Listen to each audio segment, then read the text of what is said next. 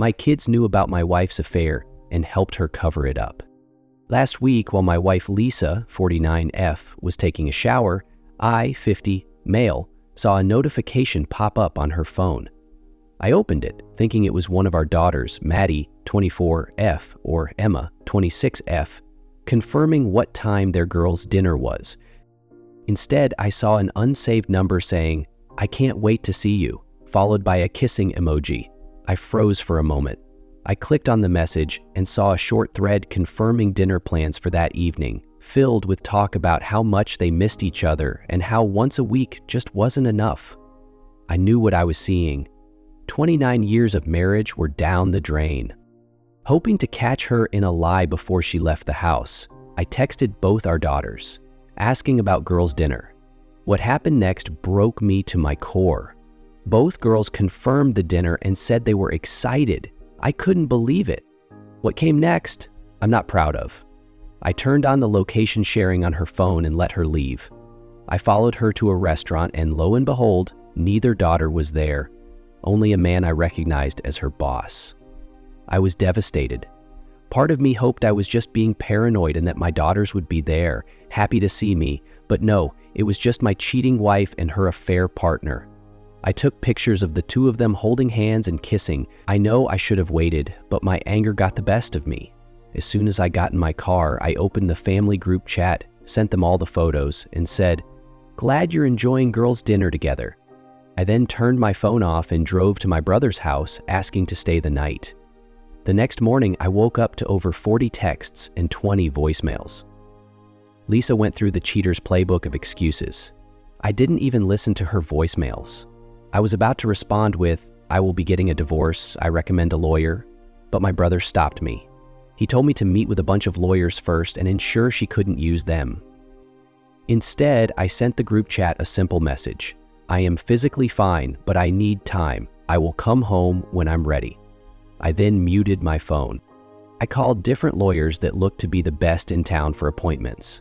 I met with all of them and picked the one who seemed ready to treat this as scorched earth. Finally, after spending all day with lawyers, I looked through the messages. Both my daughters were apologizing. Maddie, the daddy's girl, was manic. She had texted me almost 50 times, saying she never should have lied and hated it every time. Her boyfriend even reached out, asking me to please contact her because she was on the verge of a panic attack. "Maddie, I love you, but please understand that what you've done has hurt me deeply. I need you to give me space." I sent it, and within seconds I got a reply. "Okay, I'm so sorry, I never should have helped. I'll never forgive myself. I love you too." I didn't respond. Emma was different. We had always had a good relationship, but she was a mama's girl through and through. She said she was sorry, but that I shouldn't throw away a good marriage because of one mistake. This made me furious. "Emma, this isn't a mistake. This is a betrayal from my whole family. Please, don't reach out again until I make the first contact." She never responded, but I know she showed it to Lisa because she started saying that I shouldn't take this out on Emma. I never responded. I'll never talk to her again except through lawyers. This all happened 5 days ago. I'm still at my brother's and can't contain my feelings. I cry every morning and most of the day. I oscillate between complete debilitating sadness and all-consuming anger. Losing my wife will be hard enough, but how do I ever look at my children again? How do I even begin to forgive them? Emma is supposed to get married in the fall, and I've been paying for almost everything. Now, I'm probably not going to go. I don't even know how to move forward. I am completely destroyed. Update 1. I can't believe it's been a year since my original post. Some days it feels like it just happened yesterday, and other days I feel like there was never a before. My soon-to-be ex-wife Lisa, 50F, and I are still going through the divorce proceedings. We were forced to do a 6-month legal separation before we could start the divorce. I moved back home after a week and a half at my brother's. I served her with the legal separation a week later to ensure I had reestablished that our house was still my home location. The terms were absolute hell. We had 1 year left on the mortgage, so whoever was going to stay at the house was supposed to pay the full amount for the year. Of course, because she had been a stay-at-home mom 20 years ago, until Emma started pre-K, her decision that I was against, She used that against me, and she was allowed to stay at the house, but we split the mortgage. I ended up moving into a one-bedroom apartment. That's where I'm writing this now. Emma and I made up somewhat quickly. She came to the house and refused to leave until I talked to her. She didn't throw a fit or anything, she just wouldn't leave. This went on for a couple of weeks. Her boyfriend was annoyed. He kept coming over and hated the awkwardness, but she would just say in front of Lisa and me that she wouldn't return to their apartment until she and I were talking again. At the time, it was really annoying. I hated being there, and Lisa and I were fighting over the legal separation. But I eventually unleashed some frustration onto Emma, and she told me how she found out. Apparently, at an actual girls' dinner 2 weeks prior to my finding out, Lisa got quite drunk and let it slip. Sarah tried to stop her, but couldn't. Sarah and Lisa begged Emma to keep quiet until Lisa could come clean to me. Emma was crying as she said this and told me she now realizes that her mom had no intention of ever telling me. The girls' dinner lie was the first time she had lied to me about the affair, and according to her mom, she was going to break it off with the other guy and then tell me that night. We were both crying, and Lisa came in trying to defend herself, but I unleashed all my anger. I yelled like I had never done before. Emma even had to calm me down. She didn't just manipulate me, she straight up used at least one of our daughters. It was unforgivable. That's when I agreed to the mortgage split to get Emma and me out of that house.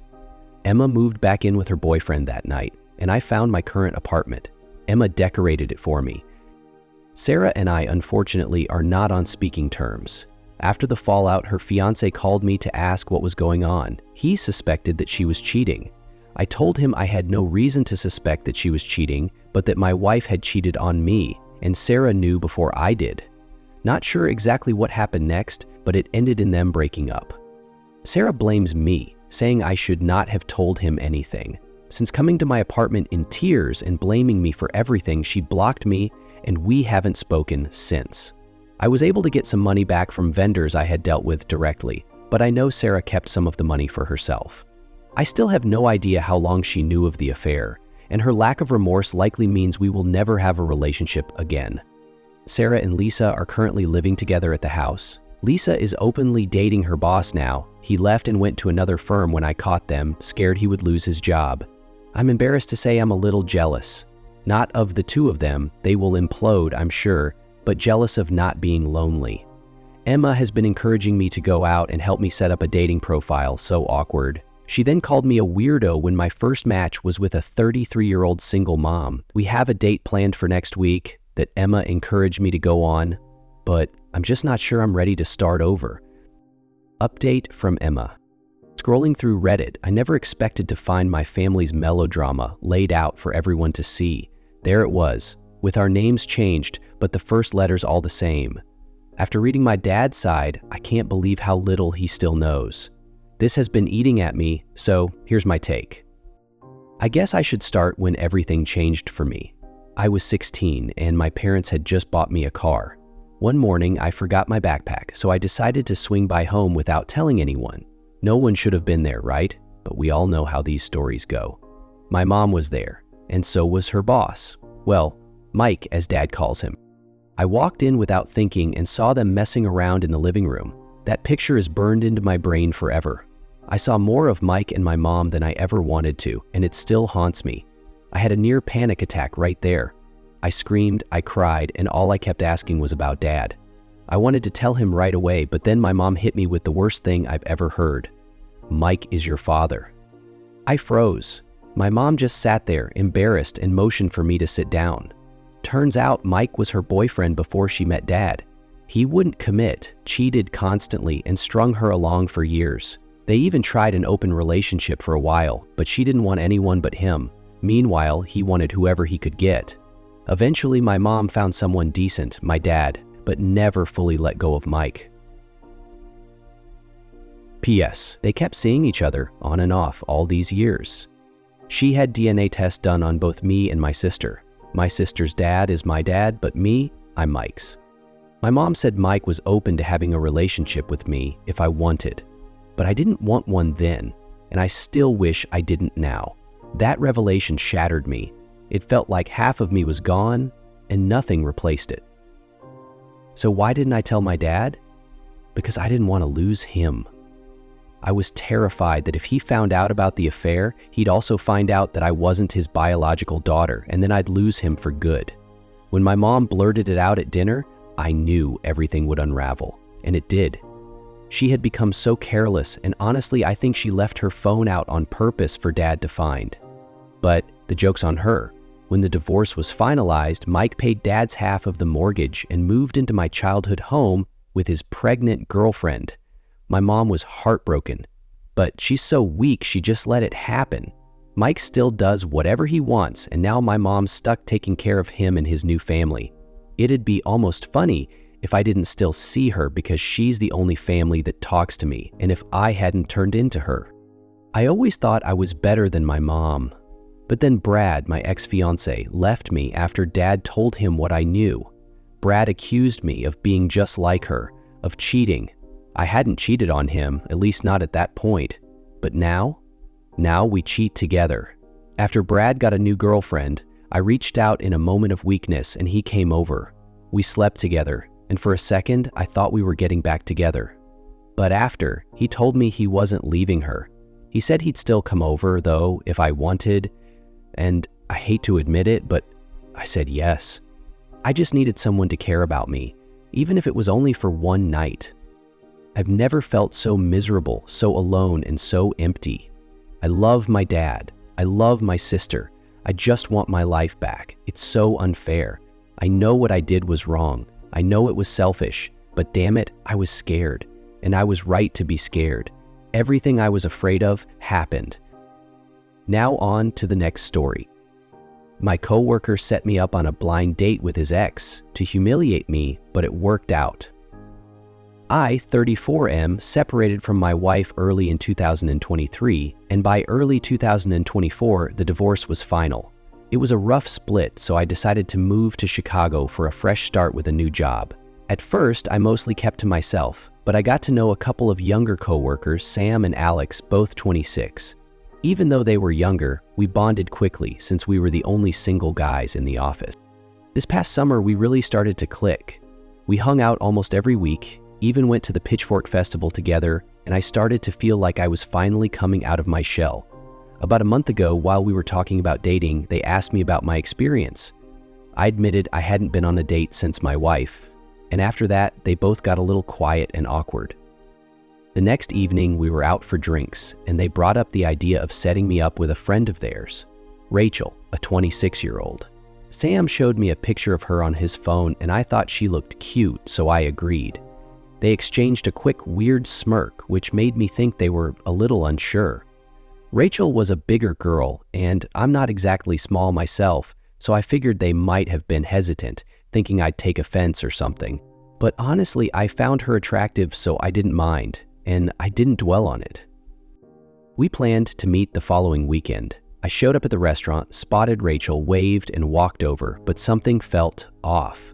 She acted like she didn't recognize me, as if she was expecting someone else. Confused, I pulled out my phone and showed her the text Sam had sent me, along with her picture. She looked at the phone, and for a second I thought she might start crying. I quickly apologized and told her I could leave if she felt uncomfortable.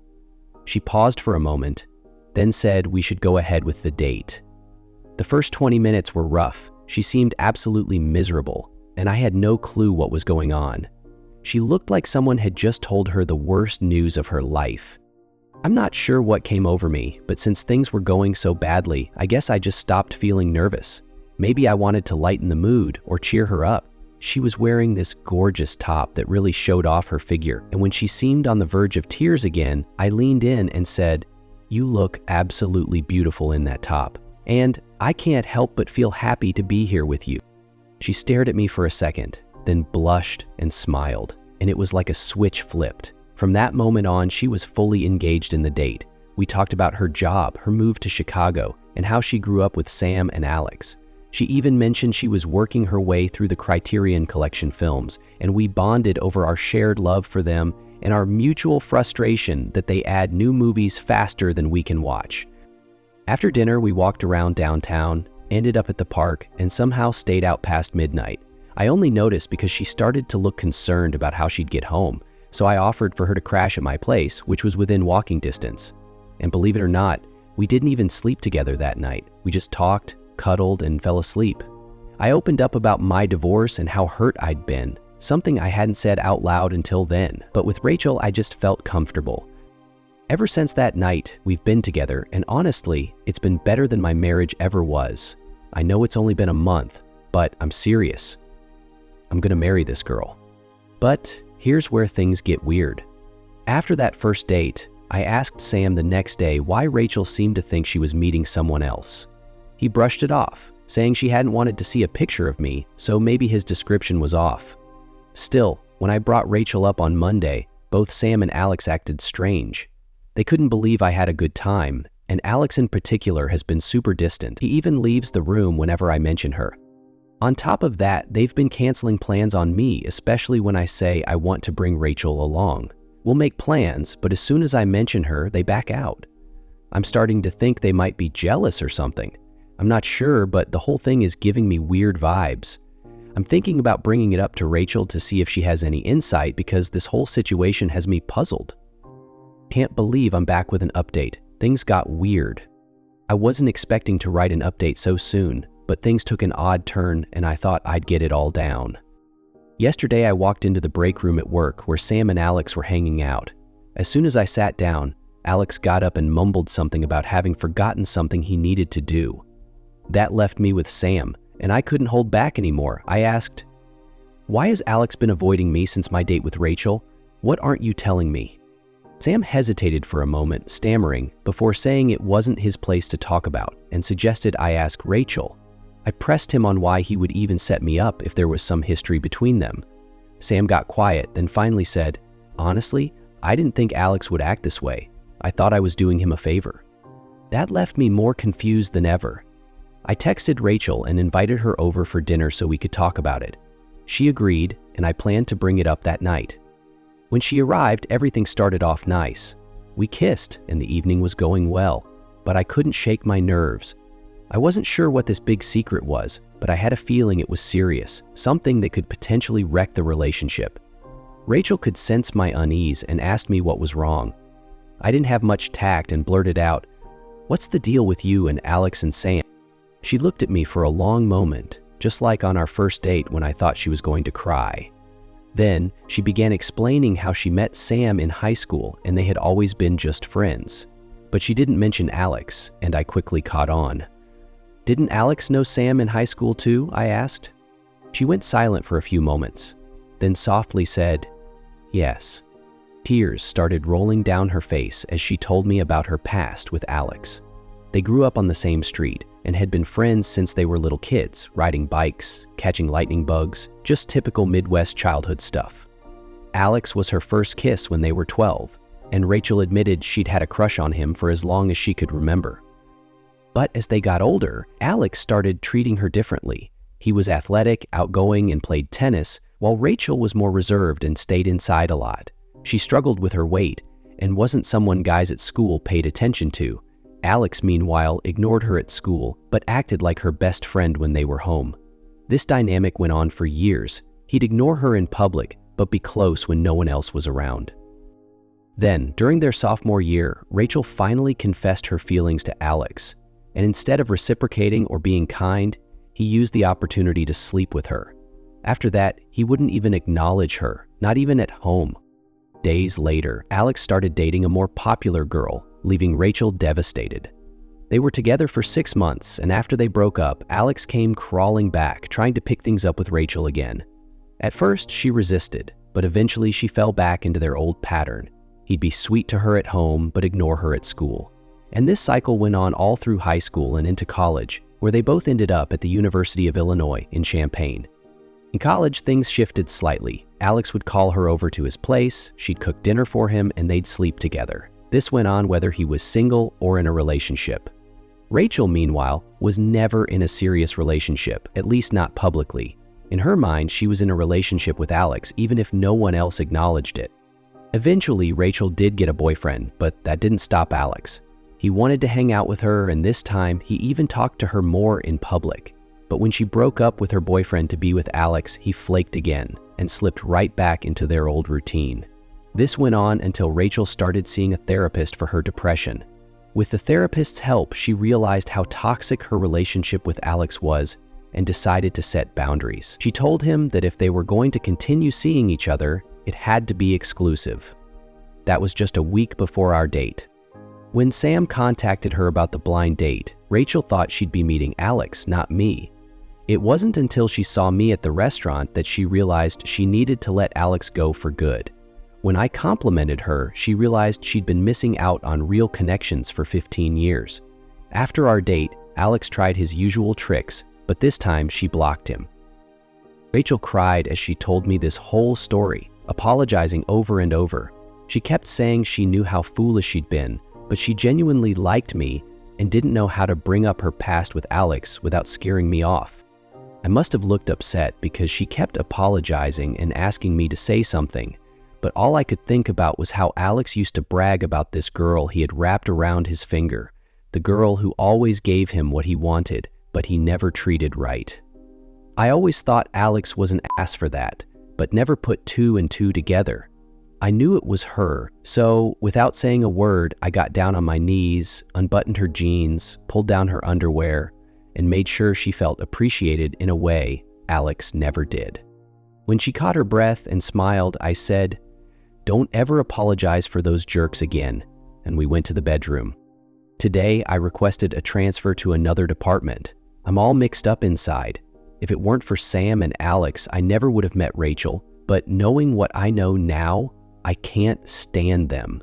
They're two of the worst people I've ever known, and I hope they stay single forever. They don't deserve anyone.